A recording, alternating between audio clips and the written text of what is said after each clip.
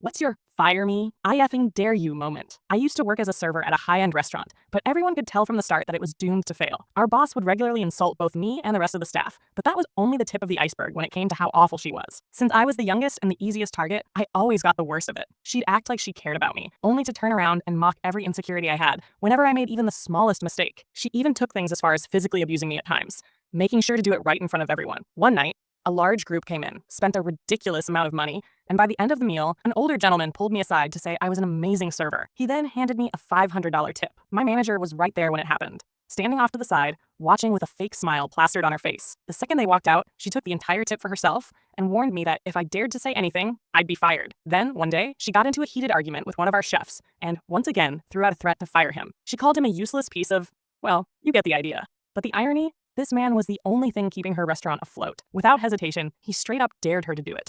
In that moment, she realized just how badly she had screwed up. She knew she couldn't actually fire him, but that didn't stop him from putting in his 2 weeks. She begged him to stay, but after what she had just said, he was completely done. On his last day, I overheard a customer raving about how they had just eaten the best chicken of their life and telling her she should never, ever let that chef go. Watching her reaction was pure gold. She stood there, completely frozen, looking like her soul had just left her body. She now works at Target.